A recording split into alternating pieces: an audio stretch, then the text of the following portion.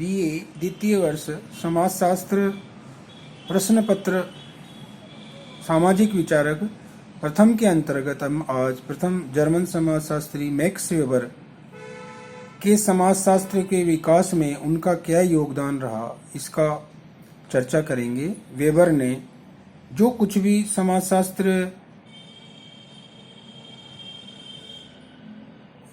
रचनाएं सभी रचनाएं किसी उसके आधार पर प्रसिद्ध समाजशास्त्री रेमंड रोलो ने अपनी पुस्तक मेन करेंट्स इन सोशियोलॉजिकल थॉट में 4 भागों में वर्गीकृत किया है। नंबर 1 पद्धति शास्त्र, आलोचना और दर्शन शास्त्र से संबंधित अध्ययन। दूसरा ऐतिहासिक कृतियाँ। तीसरा धर्म के समाजशास्त्र से संबंधित अध्ययन। और चौथा अर्थव्यवस्था और समाज से संबंधित कृतियाँ। समाजशास्त्र के विकास में वेबर के योगदान को उनकी रचनाओं, उनके द्वारा प्रतिपादित अवधारणाओं के माध्यम से समझा जा सकता है। वेबर का समाजशास्त्रीय योगदान। वेबर समाजशास्त्र के शास्त्रीय विचारक माने जाते हैं। इनमें सबसे पहला जो वेबर ने कहा कि समाजशास्त्र के विकास में वेबर के योगदान को उनकी रचनाओं, उनके द्वारा प्रतिपादित अवधारणाओं के माध्यम से समझा जा सकता है। उनका जो महत्वपूर्ण सिद्धांत है वो सामाजिक क्रिया का सिद्धांत माना जाता है। वेबर ने सामाजिक क्रिया के अर्थपूर्ण बोध को समाजशास्त्र की केंद्रीय अध्ययन वस्तु माना है।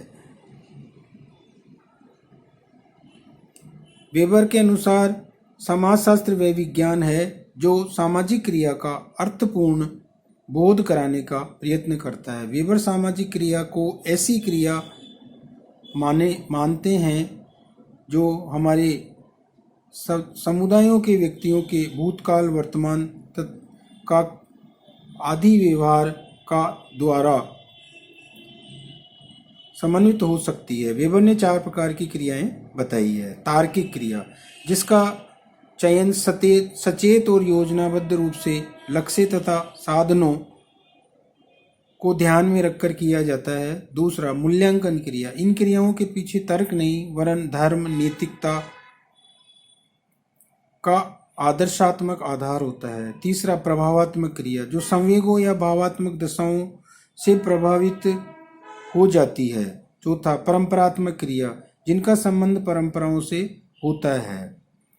दूसरा नौकरशाही, ब्यूरोक्रेसी। मैक्स वेबर ने नौकरशाही का आदर्श प्रारूप प्रस्तुत किया। उन्होंने नौकरशाही की विशेषताओं, उत्पत्ति एवं कार्यों पर सुव्यवस्थित विचार व्यक्त करने के लिए एवं प्रशासनिक व्यवस्था एवं पूंजीवादी अर्थव्यवस्था में नौकरशाही को महत्वपूर्ण व्यवस्था के रूप में स्वीकार किया।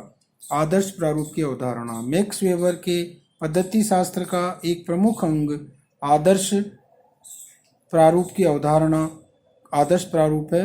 वेबर ने सामाजिक वास्तविकता को समझने के लिए इस अवधारणा का प्रयोग किया है। चौथा है जो सत्ता की अवधारणा। वेबर वेद्य शक्ति को सत्ता कहते हैं। वेबर ने सत्ता के 3 प्रकार बताए हैं। नंबर 1 वैधानिक सत्ता, परंपरात्मक सत्ता एवं चमत्कारिक सत्ता। चौथा सामाजिक वर्ग और परिस्थिति।